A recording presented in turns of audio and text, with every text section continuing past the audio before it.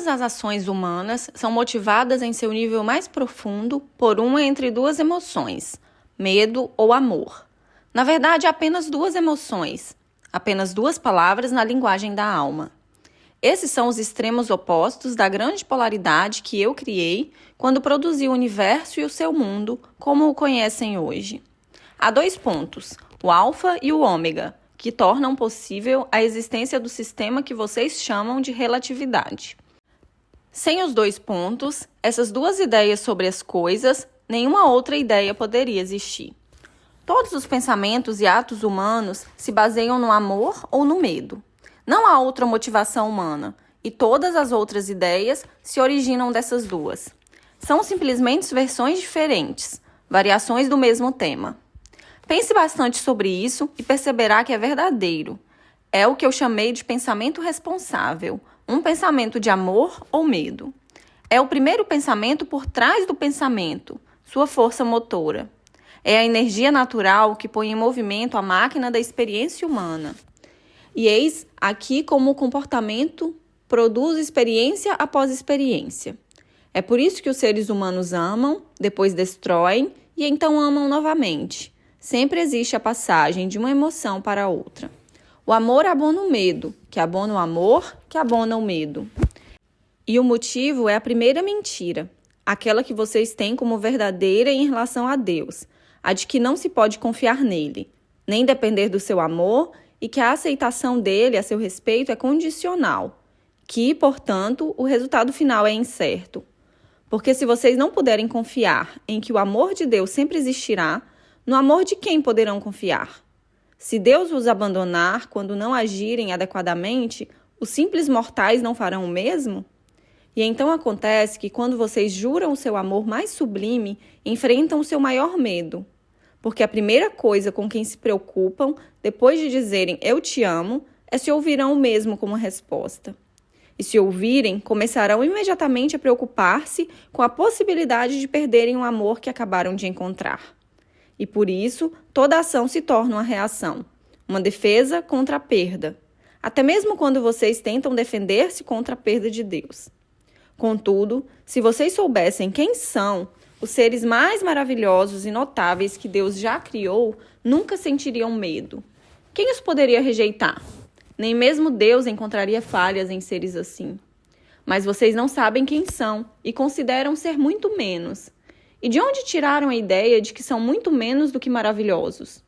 Das únicas pessoas cujas palavras aceitariam para tudo, seu pai e sua mãe. Essas são as pessoas que vocês amam mais. Por que mentiriam? Porém, elas não lhe disseram que isso é demais e que aquilo não é suficiente? Não lhe lembraram de que vocês devem ser vistos e não ouvidos? Não os repreenderam em alguns dos seus momentos de maior exuberância?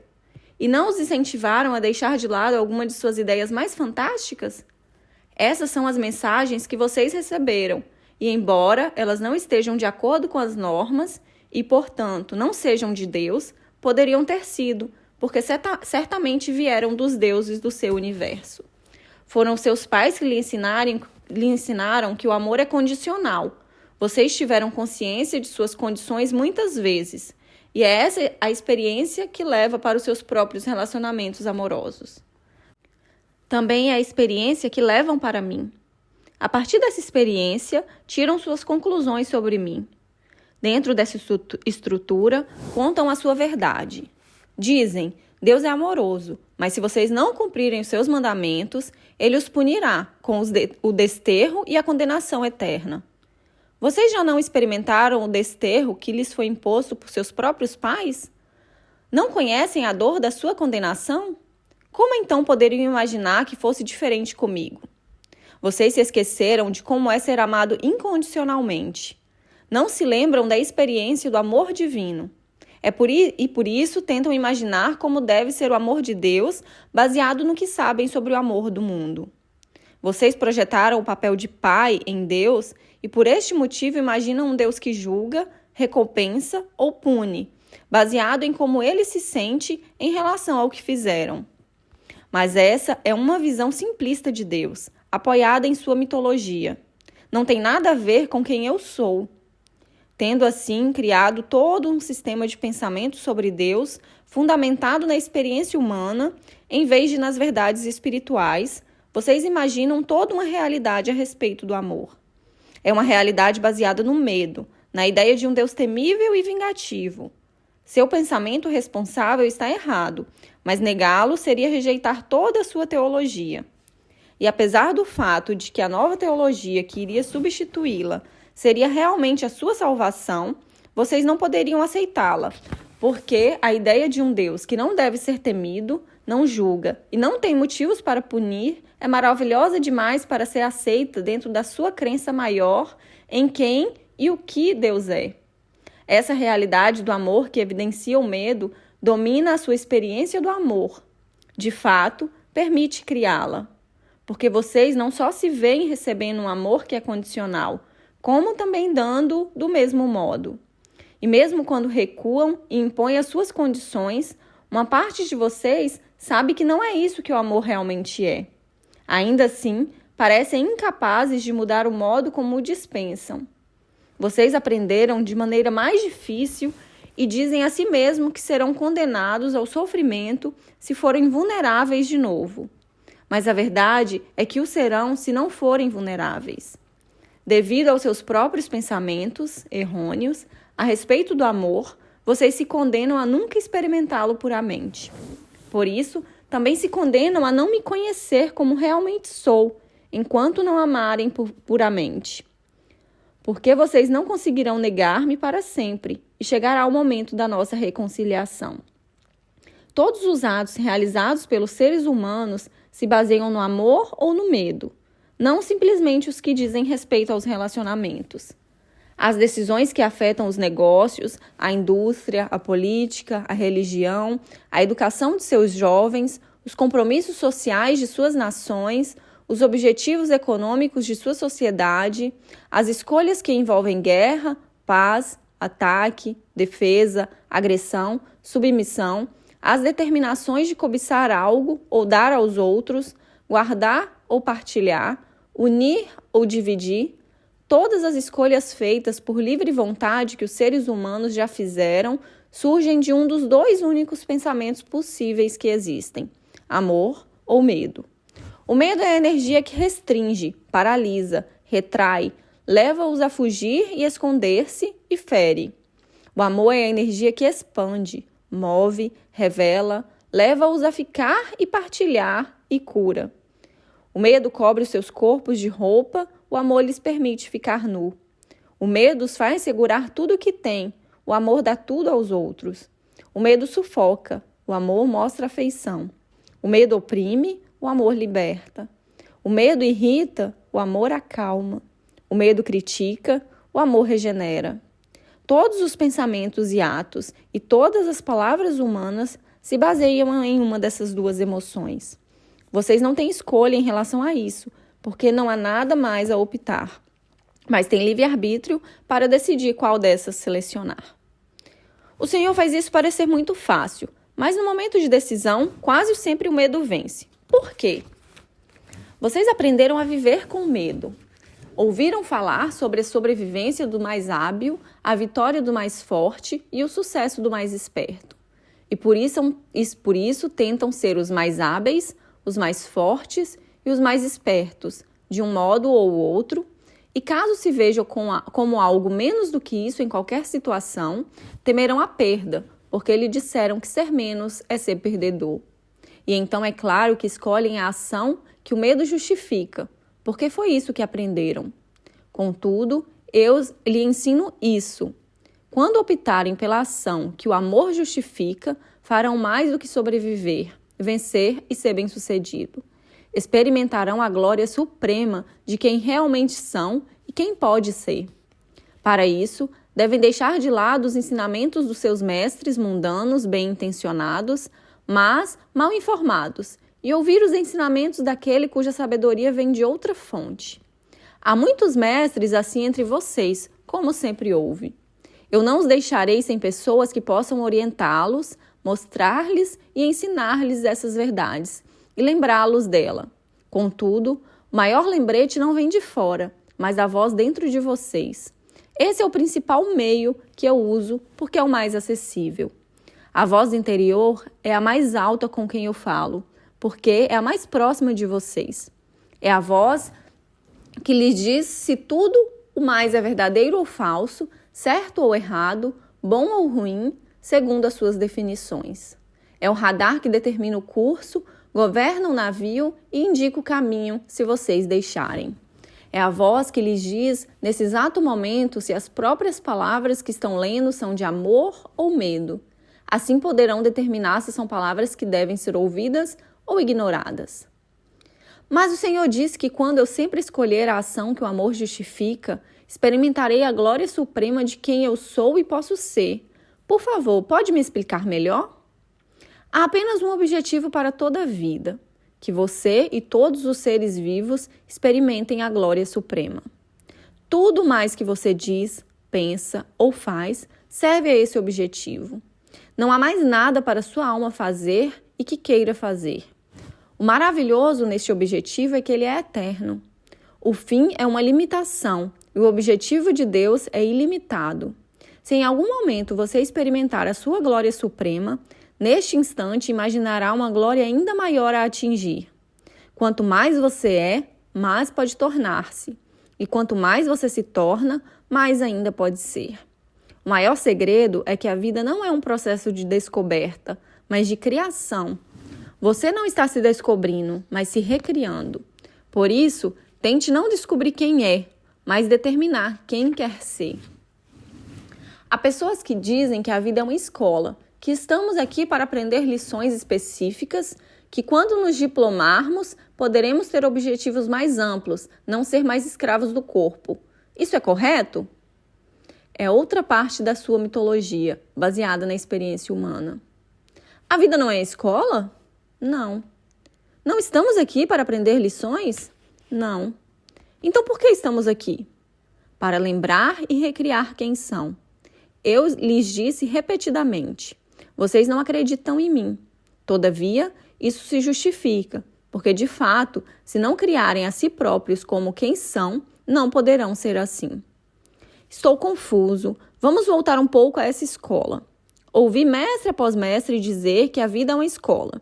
Fico realmente surpreso ao ouvir o senhor negar isso. A escola é um lugar para onde você vai se há algo que não sabe e deseja aprender. Não é um lugar para onde vai se já sabe uma coisa e deseja apenas experimentar o seu conhecimento. A vida, como você a chama, é uma oportunidade de saber experimentalmente o que já se sabe conceitualmente. Não precisa aprender coisa alguma para fazer isso. Precisa apenas lembrar-se do que já sabe e agir de acordo com esse conhecimento. Não sei se entendi bem. Vamos começar aqui. A alma. Sua alma sabe tudo o que há para saber o tempo todo. Nada é misterioso ou desconhecido para ela. Entretanto, conhecer não é suficiente. A alma procura experimentar. Você pode até saber ser generoso, mas a menos que faça algo que demonstre a sua generosidade, terá apenas um conceito. Pode saber ser bondoso, mas, a menos que seja bondoso com alguém, só terá uma ideia a respeito de si mesmo. É desejo de sua alma transformar o seu melhor conceito sobre si mesmo em sua melhor experiência. Enquanto o conceito não se torna experiência, tudo que há é especulação. Eu especulo a respeito de mim mesmo há muito tempo. Há mais tempo do que eu e vocês juntos poderíamos nos lembrar, do que a idade desse universo multiplicado por 2. Então você vê o quanto é nova a minha experiência de mim mesmo. O Senhor me deixou confuso de novo. A experiência de si mesmo? Sim, deixe-me explicar. No início, o que era tudo o que havia. Porém, tudo o que é não podia conhecer-se, porque não havia mais coisa alguma. E então, tudo o que é, não era. Porque, na ausência de outra coisa, tudo o que é não é. Esse é o grande ser ou não ser a que os místicos se referem desde o início dos tempos. Tudo que sabia que era tudo que existia. Mas isso não era suficiente, porque só podia conhecer a sua total magnificência conceitualmente, não experimentalmente. Porém, A experiência de si mesmo era aquilo pelo que ansiava, porque desejava saber como era ser tão magnificente. Mas isso era impossível, porque o próprio termo magnificente é um termo relativo. Tudo que é só poderia saber como era ser magnificente quando o que não é surgisse. Na ausência do que não é, o que é não é. Você compreende isso? Acho que sim, continue. Está bem. A única coisa que tudo que é sabia é que nada mais havia.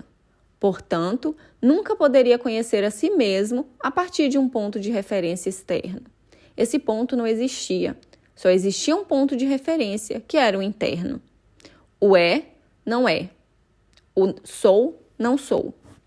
Mas o tudo de tudo decidiu conhecer-se experimentalmente. Essa energia pura, não vista, não ouvida, não observada e, portanto, desconhecida por qualquer outra energia, decidiu experimentar a si própria em toda a sua magnificência. Para fazer isso, percebeu que teria de usar um ponto de referência interno.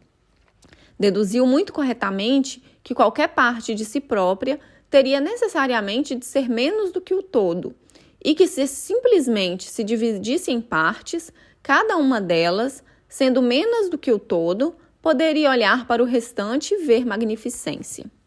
E então tudo o que é dividiu-se, tornando-se em um momento glorioso o que é isto e o que é aquilo. Pela primeira vez, existiram isso e aquilo, bem separados um do outro, e ainda assim simultaneamente, como tudo que não era nenhum nem outro.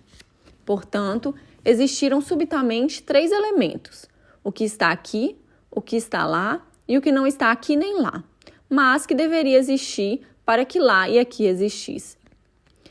É o nada que contém o tudo. É o não espaço que contém o espaço. É o todo que contém as partes. Consegue compreender isso? Acho que sim. Acredite ou não, o Senhor usou uma imagem tão explícita que acho que estou realmente compreendendo. Vou continuar. Agora, esse nada que contém o tudo é o que algumas pessoas chamam de Deus. Porém, isso também não é exato, porque sugere que há algo que Deus não é, a saber, tudo que não é nada. Mas eu sou todas as coisas, visíveis e invisíveis. Por isso, essa descrição de mim como grande invisível, o nada, o espaço no meio, uma definição mística de Deus essencialmente oriental, não é mais exata do que a descrição prática de Deus essencialmente ocidental, como tudo que é visível. As pessoas que acreditam que Deus é tudo que é e tudo que não é são aquelas cuja compreensão é correta. Criando o que é aqui e o que é lá, Deus tornou possível conhecer a si mesmo. No momento dessa grande explosão interior, criou a relatividade, a maior dádiva que ele já deu a si mesmo. Portanto, o relacionamento é a maior dádiva que ele já deu a vocês, um ponto a ser discutido detalhadamente mais tarde.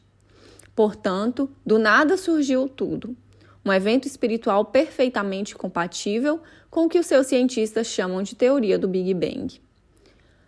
Quando todos os elementos se precipitaram para a frente, o tempo foi criado, porque primeiro uma coisa estava aqui e depois lá, e o período que havia demorado para ir daqui para lá era mensurável. Assim como as partes visíveis do que tudo que é começaram a se definir relativamente umas às outras, as invisíveis também se definiram. Deus sabia que para o amor existir e conhecer-se como amor puro, seu exato oposto também tinha que existir. Por isso, ele criou voluntariamente a grande polaridade, o oposto absoluto do amor. Tudo que o amor não é, o que agora é chamado de medo. No momento em que o medo existiu, o amor pôde existir como algo que podia ser experimentado.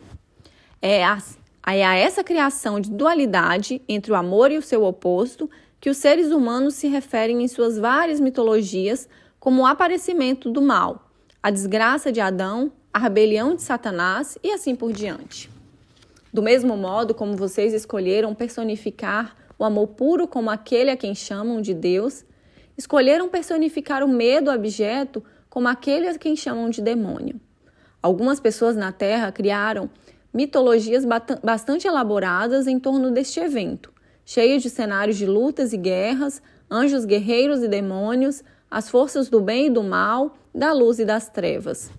Essa mitologia foi a primeira tentativa da humanidade de compreender e contar às outras pessoas, de um modo que pudessem compreender, uma ocorrência cósmica da qual a alma humana está muito consciente, mas que a mente mal pode conceber.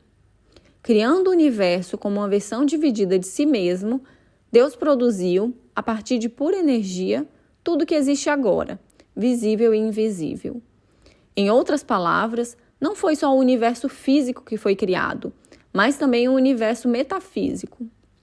A parte de Deus que forma a segunda metade da equação sou, não sou, também explodiu em um número infinito de unidades menores do que o todo. Essas unidades de energia vocês chamariam de espíritos. Em algumas das suas mitologias religiosas, é dito que Deus Pai tem muitos filhos espirituais. Esse paralelo com as experiências humanas da vida se multiplicando parece ser o único modo de fazer as massas aceitarem como realidade a ideia do súbito aparecimento, da súbita existência de inúmeros espíritos no reino do céu. Neste caso, seus mitos e suas histórias não estão tão longe da realidade suprema, porque os inúmeros espíritos que formam a totalidade de mim são, em um sentido cósmico, meus filhos. Meu propósito divino ao me dividir foi criar partes suficientes de mim para poder conhecer a mim mesmo experimentalmente. Há apenas uma forma de o Criador conhecer-se experimentalmente como tal, e essa forma é criar. E então eu dei as inúmeras partes de mim a todos os meus filhos espirituais, o mesmo poder de criar que eu tenho como todo. Isso é o que as suas religiões querem dizer quando afirmam que vocês foram criados à imagem e semelhança de Deus. Isso não significa, como alguns sugeriram, que nossos corpos físicos se assemelham, embora eu possa adotar qualquer forma física que escolher para um objetivo particular. Significa que nossa essência é a mesma. Somos feitos da mesma essência. Somos a mesma essência, com as mesmas propriedades e habilidades, inclusive a habilidade de criar realidade física a partir do nada. Meu objetivo ao criá-los, meus filhos espirituais, foi conhecer a mim mesmo como Deus. Só posso fazer isso por meio de vocês. Portanto, pode-se dizer, como foi dito muitas vezes, que o meu objetivo é que vocês se conheçam como eu. Isso parece muito simples, mas se torna muito complexo, porque só há um modo de vocês se conhecerem como eu. Primeiro, se conhecerem como não eu. Agora, deixe-me explicar isso. Tente entender, porque a partir daqui é mais difícil. Está pronto? Acho que sim. Bom, lembre-se de que pediu essa explicação. Espera por ela há anos. Pediu em termos leigos, não por meio de doutrinas teológicas ou teorias científicas. Sim, eu sei que pedi. E tendo pedido, receberá. Agora, para simplificar as coisas, usarei o seu modelo mitológico dos filhos de Deus como uma base para discussão, porque é um modelo com o qual está acostumado e que, de muitos modos, não está muito distante da realidade. Então, vamos voltar a como esse processo de autoconhecimento deve funcionar. Há um modo pelo qual eu podia ter feito todos os meus filhos espirituais se conhecerem como partes de mim. Simplesmente dizer-lhes o que eram. Isso eu fiz. Mas não foi suficiente para o espírito simplesmente conhecer a si mesmo como Deus, ou parte de Deus, ou filho de Deus, ou herdeiro do reino, ou o que afirme qualquer mitologia que queiram usar. Como já expliquei, saber algo e experimentá-lo são duas situações diferentes. O espírito ansiava para conhecer-se experimentalmente, como eu fiz. A consciência conceitual não foi suficiente para vocês. Então, eu elaborei um plano. É a ideia mais extraordinária em todo o universo e a colaboração mais espetacular. Digo colaboração porque todos vocês estão participando disso comigo. Segundo o plano, vocês, como espírito puro, entrariam no universo físico recém-criado. Isso porque a materialidade é o único modo de saber experimentalmente o que se sabe conceitualmente. De fato, Esse é o motivo pelo qual eu criei primeiramente o universo físico, o sistema da relatividade que o governa e tudo o que existe. Uma vez no universo físico, vocês, meus filhos espirituais, podiam experimentar o que sabiam sobre si mesmo, mas primeiro tinham de conhecer o oposto. Explicando isso de um modo simplista, vocês não sabem que são altos se não souberem o que é ser baixo. Não podem experimentar a parte de si mesmo que chamam de gorda se não souberem o que é ser magro. Segundo a lógica primária, vocês só podem experimentar a si mesmo como o que são quando se deparam com o que não são. É essa a finalidade da teoria da relatividade e de toda a vida física. É de acordo com o que não são que vocês se definem. Agora, no caso do conhecimento primário, de se conhecerem como Criador, vocês só podem experimentar a si mesmo como Criador quando criam. E só podem criar a si mesmo quando se destroem. Em certo sentido, primeiro tem de não ser para ser. Está entendendo? Eu acho que... Preste atenção. É claro que não há como vocês não serem quem e o que são. Simplesmente são isso, espírito puro e criativo, sempre foram e sempre serão. Então vocês fizeram a melhor rota a seguir. Obrigaram-se a esquecer quem realmente são. Ao entrarem no universo físico, renunciaram à lembrança de si mesmo. Isso lhes permite escolher ser quem são, em vez de apenas, por assim dizer, acordar no castelo. É no ato de escolher ser, em vez de simplesmente ser-lhes dito quem são, uma parte de Deus que vocês experimentam como sendo por livre escolha o que é, por definição, Deus. Contudo, como podem ter uma escolha em relação a algo para o qual não há escolha? Vocês não podem não ser meus filhos, por mais que tentem, mas podem esquecer. Vocês são, sempre foram e sempre serão uma parte divina do todo divino, um membro do corpo. É por isso que o ato de reincorporar-se ao todo, ao voltar para Deus, é chamado de lembrança. Vocês, de fato, escolhem lembrar quem realmente são ou unir-se às suas várias partes para experimentar o seu todo, ou seja, tudo de mim. Portanto, sua função na Terra não é aprender, porque já sabem, mas lembrar-se de quem são e de quem todas as outras pessoas são. É por isso que uma grande parte da sua função é lembrar aos outros, isso é, relembrar, para que também possam lembrar-se. Todos os maravilhosos mestres espirituais têm feito justamente isso. Esse é o seu único objetivo, ou seja, o objetivo da sua alma. Meu Deus, isso é muito simples e também simétrico. Quero dizer, tudo subitamente se encaixa. Agora eu vejo uma imagem que nunca havia reconhecido. Bom, isso é bom.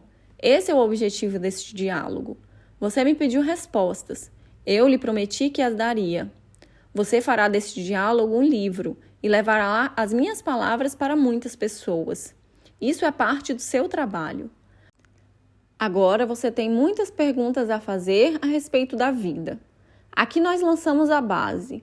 Vamos a essas outras perguntas. E não se preocupe, se até aqui há algo que você não compreendeu bem, ficará claro dentro em breve.